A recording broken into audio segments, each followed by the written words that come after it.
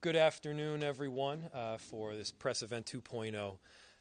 This is some really exciting news today that we're about to share, but first I wanted you all to take a moment to remember a time when you've helped your community in a really significant way. Remember a time when you've stepped up, and that might have been to volunteer at a homeless shelter or serve food at a food shelf. It might have been to pick up trash along the river or volunteer as a local baseball coach. All of these things help people in the communities in which we live, and all of these things give you that kind of warm feeling where you feel good about yourself, you feel good about the work you're doing, and you feel even better about the community in which we all live. And I'm sure you've felt that sense of pride each time you've been stepping up. And now I want you to imagine yourself doing that kind of work full-time, getting paid for it. We have those opportunities that are available right now at the city of Minneapolis where there is great need. There's an unbelievable potential to make a difference in the communities we serve. And you can do that through becoming a police officer or a 911 dispatcher. As a police officer and a 911 dispatcher, you're helping people during some of their most horrible moments of life. Those moments when they need help, when they need a sense of calm and they need safety. Sometimes they just need a warm voice at the end of the phone to talk to. Our police officers are stepping up in incredible fashion right now while they're short on staffing and there's more work to go around. And right now, you can imagine yourself being one of them, working right here at the city of Minneapolis for the community that you love and making an incredible difference for people who need your help. And so we're rolling out with a campaign starting today. The campaign is known as Imagine Yourself, and it's a collaboration between our incredible HR department and Accenture, which is a PR firm.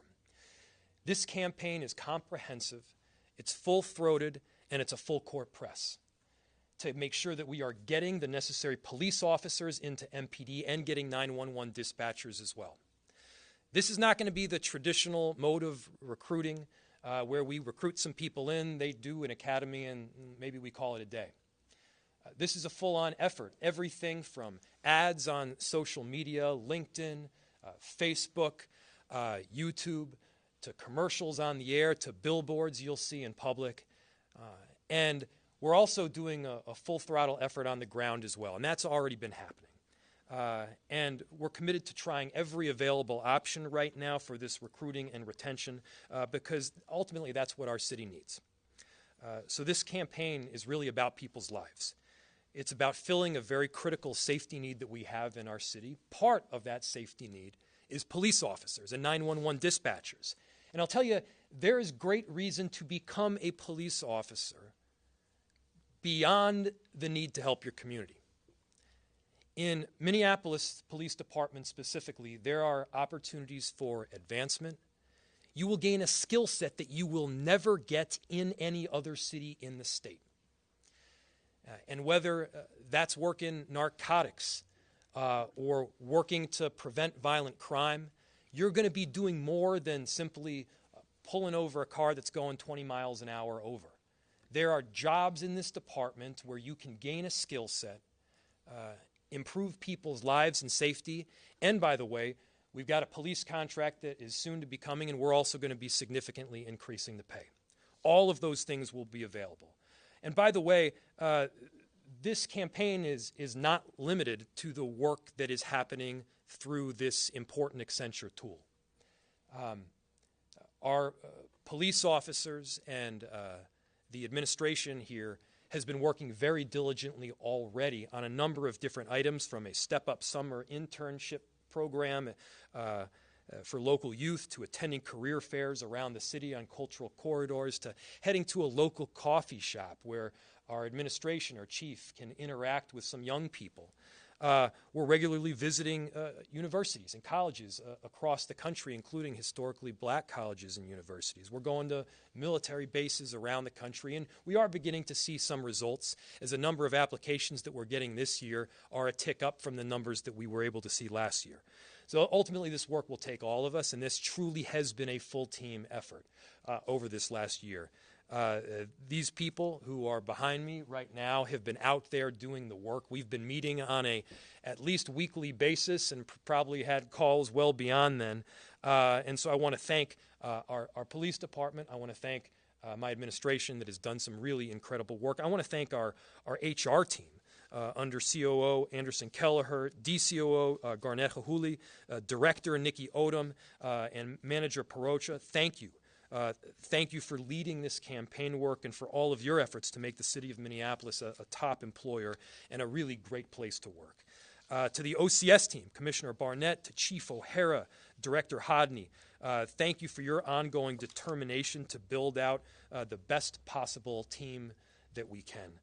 Thank you to your teams. They've been working diligently each and every day to make sure that we're bringing in recruits that have the right mentality, that want to protect and serve these communities. We are beginning to see some progress right now, and this campaign is going to kick it on to the next step. And to our 911 staff and MPD officers, especially those that have persevered and they've stuck around, they've showed what it means to be courageous and heroic. They've faced some of the most difficult circumstances that our city and our country have ever faced. They're still here. What I can tell you that you're signing up to, if you're someone that's looking at a potential job as a police officer or a 911 dispatcher in Minneapolis, is you've got a committed team around you. You've got people that care about your well-being, and we want you to be able to take the next step, both for our communities and for your careers. This is a magnificent opportunity that we want you to be part of. Many of you have heard me say this before, but it's perhaps my favorite reason of working, a favorite reason of working at the city is to work with these incredible individuals. Everybody's got their unique niche, and whether it's responding to 911 calls or making sure that the water you drink is clean, people care, and they're stepping up to help. I'll just finish by using the tagline of the video you're about to see that will be going on air. Imagine yourself.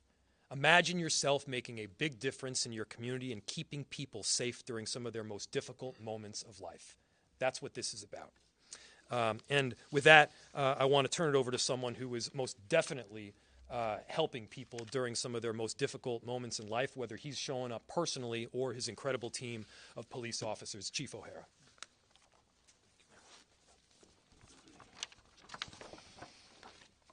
Good afternoon. It's no surprise to anyone that the Minneapolis Police Department is suffering through a staffing crisis. I've been very clear that the MPD cannot address the challenges in recruitment alone. We need our city leaders to help support us in that effort. The recruitment campaign we are talking about today is historic, and we would not be here to talk about this if it was not for the leadership of our mayor here. So thank you, Mayor, for approving it. Thank you for your support. And thank you for going big, because that's what this is, and that's exactly what we need. Being a law enforcement anywhere is an honorable and noble profession. It is a calling. But being an officer in Minneapolis today is very unique. Most notably, it's a chance to make a real difference in a police department, in a city, and in a community that will define the future of policing in our country. I truly believe Minneapolis will be the greatest law enforcement comeback story in America. And who would not want to be a part of that? I am aware, however, that there is widespread skepticism about the honor and integrity of this agency. As an outsider, I shared that skepticism myself. But now that I'm here, and being that I know this profession, I know the character that it takes to continue to show up day after day and run towards danger despite unprecedented challenges. And I have come to know the incredible men and women that make up this agency today. They are not just Minneapolis's finest, they are the finest in the policing profession in this country. I am humbled to wear this uniform alongside them. I am confident I have the greatest job in the world. This is where I am supposed to be right now. This is my calling. But as I reflect, over the start of my career, I have to laugh. Many cops have a family legacy, particularly if you're an Irish Catholic from outside New York City. Their fathers, brothers, and family members were in law enforcement. But that's not the case in my house. My mom raised myself and my sister. Others knew when they were kids that they were going to be cops, but that wasn't for me. That wasn't my initial career path. But the thing that I do remember, in the summer when I got the call from the city of Newark to go to the Newark Police Academy, I remember going to my mom's house, and she was hanging out on the porch at the corner with her friends like she did in the summer. And I told them that I was going to be a Newark cop. And when I told her that, her and her friends reacted as if I said I had just gotten accepted to Harvard. You would have thought I was going to be a brain surgeon. She thought very highly, and folks in similar situations still do feel very highly about this profession. I'm overwhelmed by the support our residents have for the police officers in this city. It's just like the support I had as a kid telling my mom and her friends I was going to be a cop. And that means a great deal to me now, and I know it means a lot to our officers here today.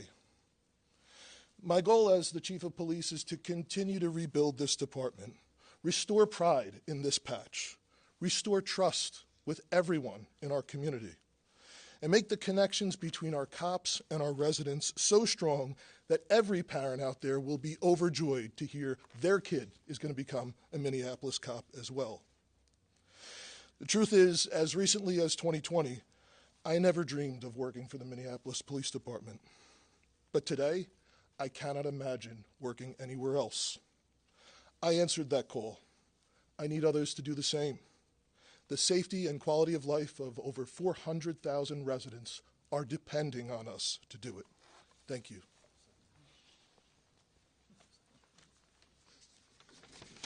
Hello. I'm super excited to be here to kick off this campaign today. That's a really good thing that we're doing. We need new staff. We need reasonable hours for our existing smaller staff to work. They're overworked and they're tired and they need some backup. I've been a champion of officer health and wellness for a long time, including but well beyond wages. It was very intentional when Chief O'Hara started that I brought him to our local high school in my ward to introduce him to others. This is a long game, the idea of refilling our police department. We really have to have, and I want to assure people that we have infrastructure in place to care for the well-being of the entire officer. That programming will really appeal to the whole person, to the whole candidate.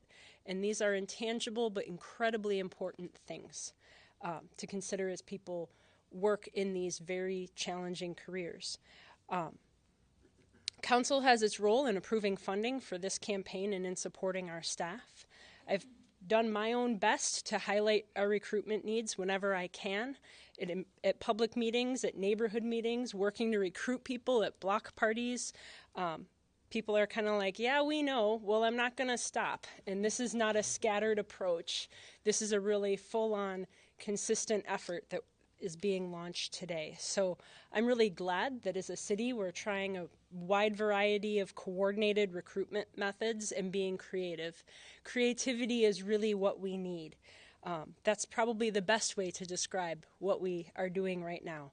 We're not the only ones facing staffing shortages. That is nationwide.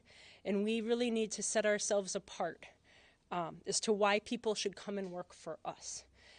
We have to be competitive and we need to be everybody's top choice. So the types of outreach that we're going to be doing is exciting to think about, and I'm eager as to what the results will show. Thank you. I'll introduce our COO, Margaret Kelliher. Thank you, Councilmember Palmisano. I also want to recognize that we have with us Councilmember Rainville today, who have been great supporters of this effort. I am Margaret Kelliher. I serve as the City Operations Officer for the City of Minneapolis. And I want to share that I think that this type of recruiting activity is so important, not only for our police department, not only for 911, but to also say to the people who are here working for us every single day how much we appreciate their efforts, that they have come to work here, that they remain here. It is important that we recruit a top-notch workforce at all levels. And although we're here focused today on people imagining themselves in these roles, I want to say that I am inviting all of you who are interested in public service to imagine yourself serving the residents and visitors of the city of Minneapolis through many, many roles.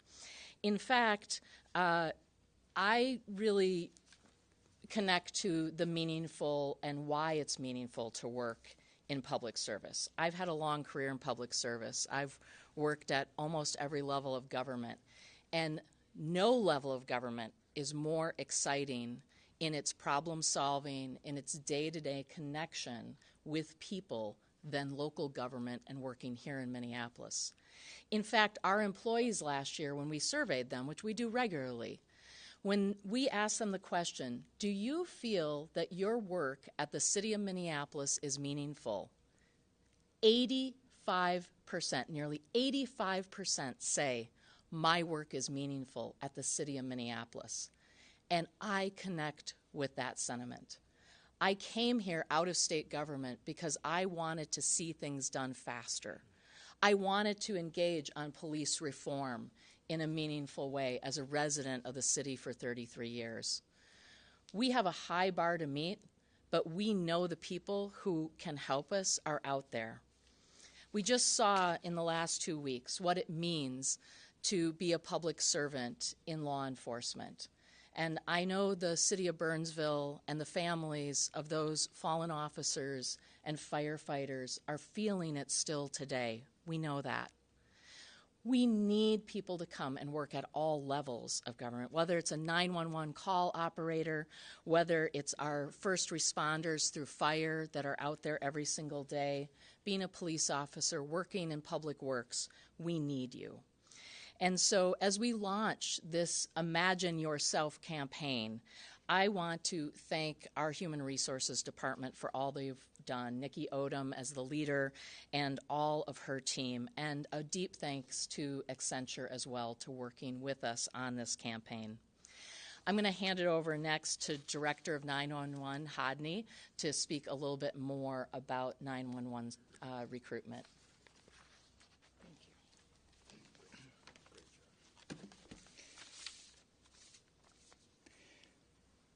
Thank you. First, I'd like to thank all of our partners throughout the city that have helped to put this together and help this campaign get launched. I heard the calling about 15 years ago when I first answered my first 911 call. 911, what's the address of the emergency?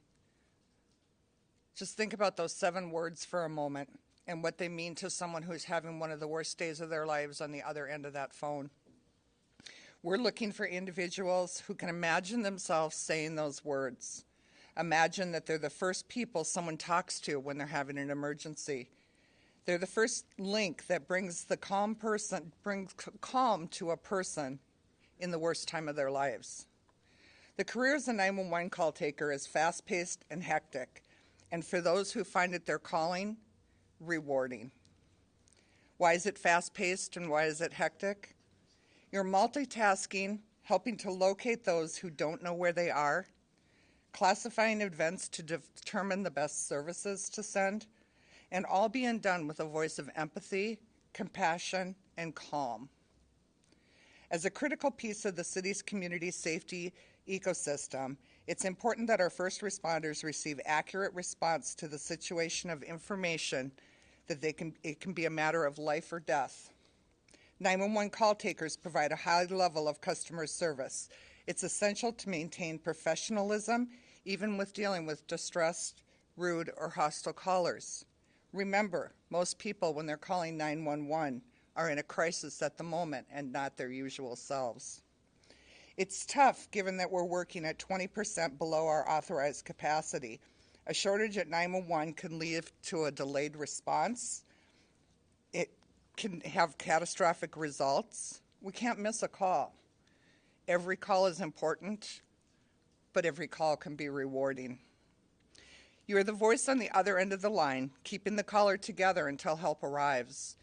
At the end of the day, you will know you have made a difference in someone's life. This campaign is essential to finding the right people. We're looking to fill 10 to 15 positions with a good salary, hiring bonus, and paid in-house training. The qualifications are simple: a high school diploma or GED, the ability to pass a police background check, the ability to work multiple shifts, including nights and weekends, and typing of 35 words per minute or more. Being a multitasker and the ability to simultaneously talk and process information is necessary for sending help in the fastest way possible. This is a great place to start building a career. Imagine yourself with the opportunities to promote and grow into other positions within MECC. And with that, I believe we have a video to show you.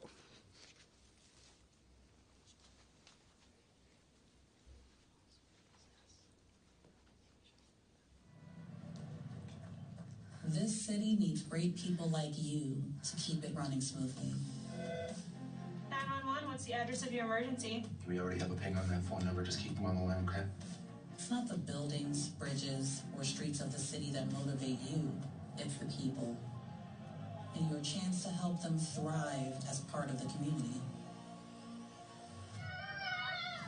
Give me a big one! Let's go!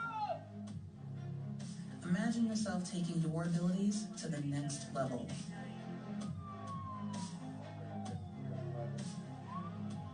Turning your passions into a career while helping make a positive impact in Minneapolis.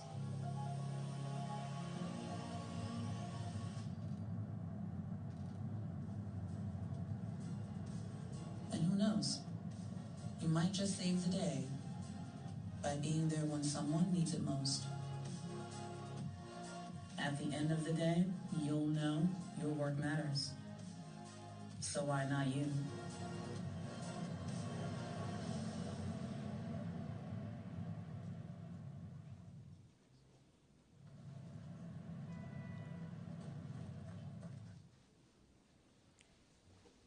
Wonderful. All right. So with that, this is the video that will be rolling out shortly. But this video is one piece of a full court press and an overarching campaign to bring in both police officers and 911 dispatchers. And with that, we'll open it to any questions. Andy. Yeah, can you tell us a little bit more? I actually have a few questions. A little bit more about, like, beyond this video, what the marketing campaign looks like. I'm also trying to remember. I think it was the contract was for $950,000, but if you could remind us how much this costs, and it's coming from the federal grant, or am I misremembering? So the contract is for approximately is $1 million. It's a $1 million contract in total. You may be right; it may be slightly less than $1 million as well. The work itself is not limited to this video. It's everything from social media ads to going on LinkedIn. It's job postings. It's a comprehensive approach to be able to also bring in the people that have shown some interest. So like any advertisement that you see out there, if you're looking to buy a new pair of soccer shoes or a diamond ring, we have some information as to how clicks are occurring, and we're able to then better track.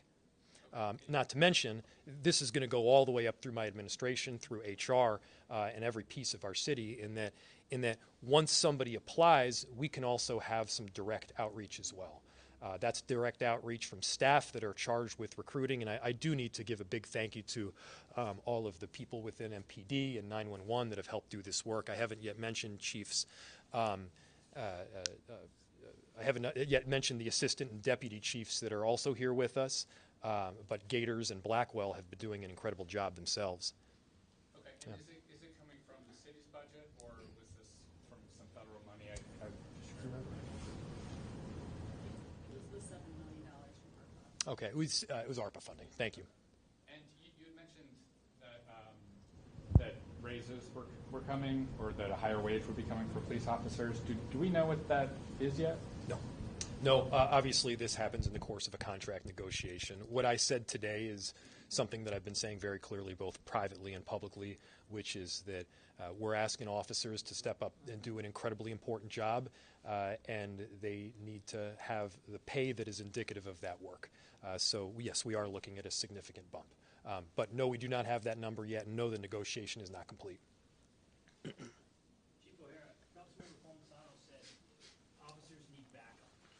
you speak to the importance of this campaign, not only for the residents, but can you speak to the importance for the current officers? Sure. Like I've mentioned several times, the department overall is 40% smaller with sworn staffing. We rely more and more on mandatory overtime, on officers working overtime, officers performing multiple functions. But I think it's important to remember that the officers that are here, that have remained, that have stood by and been resilient, been incredibly dedicated to the city, have done that while experiencing some incredible personal trauma. And just like our residents have, but they have kept coming to work day after day after day for years, despite a majority of elected officials saying we should probably disband this department, despite day after day, 3, 4, maybe 5 people that were standing next to them at roll call not showing up the next day, despite almost a financial incentive to give up and leave. So yeah, it's a very real thing, particularly at a time in the state where assaults against police are up 160%. To have this staffing crisis, to be living through even, what happened in Burnsville, what happened out west a few months ago, what happened in Wisconsin with officers being shot. Their safety is a reality, especially in a place where we are still struggling to get gun violence under control. That's a very real thing.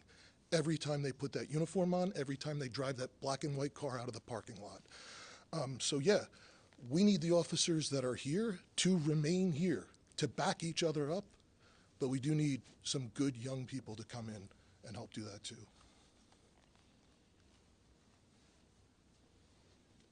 Was it tough landing on Imagine, the branding? Can you kind of walk us through that? And then again, maybe, obviously there's more to than just the video, but, how was that kind of crafting the image of this and the messaging? Well, we have experts that have helped to put these together that go far beyond my knowledge base and understanding. But obviously, we've all been working as a group. We've been working together over the course of about a year to make sure that the message was right, that it hits properly. And look, this is one that I know will work, that I'm confident will work. I can't tell you the number of officers that we're going to be able to bring in the door. Nobody can tell you that in any definitive nature. But I will tell you that we're doing everything possible to get the word out about all of the opportunities that are here within the Minneapolis Police Department. And sometimes you have a message that lands with some and not others. Sometimes you have a joke that doesn't hit entirely. Some people know what that's like. I certainly have no experience with that. But this is a message that will resonate with, I believe, with the people that we're trying to bring in, and specifically, it's 18 to 44-year-olds. So this is the next generation of policing. These are people that are going to be able to come into a department that is changing. They're going to be able to come in on the ground level and be part of that change. They're going to be able to have all sorts of opportunities that they would not get in another city in Minnesota. As the chief will tell you, they wouldn't get the opportunities that you'll get here probably anywhere else in the country. And so if you're an ambitious person, if you're a person that cares deeply about protecting and serving people in our communities that we love, this is a job for you. Yes? Can you tell us, and maybe there's a range of the entry-level pay for police and 911 operators?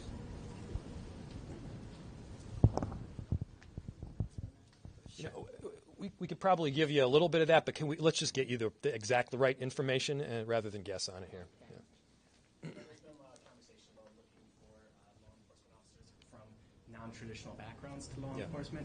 What have you all been doing to, say, reach out to social work, people specializing in that, to people from non-law enforcement sort of backgrounds?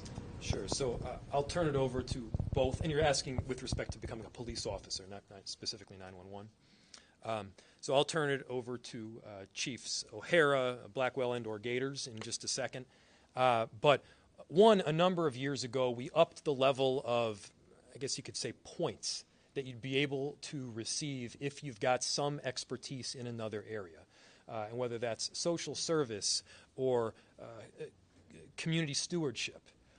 That's some connection to the city of Minneapolis, whether that's living here or volunteering or working here. We've also been looking, and you probably know this, at expanding the areas of expertise that could lead into a profession of law enforcement as a police officer. That's some work we're doing at the state level. You know, one example would be people that are involved in some form of, maybe they work in a jail. Maybe they have some direct experience de-escalating really tense situations without a firearm. These are people that could much more quickly become a police officer because they've been doing a lot of this work already and have the necessary skill set to step up. And so we're looking at changing some of the credentials required so that we can more quickly bring people in. Anything else to add there? I would say this year, I do believe we're turning a corner, and the numbers are there to show it. Last year, we hired 40 sworn members to the department. It was not enough to keep pace with attrition. However, we are on pace already to surpass that this year. And just with the efforts that we are making with recruitment, we have a recruiting team has had over 500 leads so far year to date. Those are people that they've contacted that are interested in possibly applying through one of the entry programs. At this point last year, that was about 140. And applications are up in all the different pathways. But we have to acknowledge the reality of the situation. Yes, this is a problem in policing across the country. Yes, it's a problem in the entire state. The traditional pathway to becoming a police officer of young people going to these policing programs at two-year colleges, those seats, there's not enough kids in those classes to fill the vacancies in the state. And that's why we keep seeing every few weeks another police department in Minnesota closing its doors. So I do think we have to do more, as the mayor said, on the state level, to encourage through different ways the people who are coming to us now. We're getting a lot more applicants that are connected to the city, a more diverse group of applicants to our CSO pool. But that's something that's years down the line before they actually become police officers. But we have seen an increase in our cadet program, which is folks who are doing this as a second career, who have bachelor's degrees already. So anything that we can do to encourage more of those folks to come into this profession who have life experience, who have different backgrounds, whether it's social work, whether it's working in a jail, working in probation or parole. Those would all be very good things to encourage, I think, and acknowledge just how life is just different today.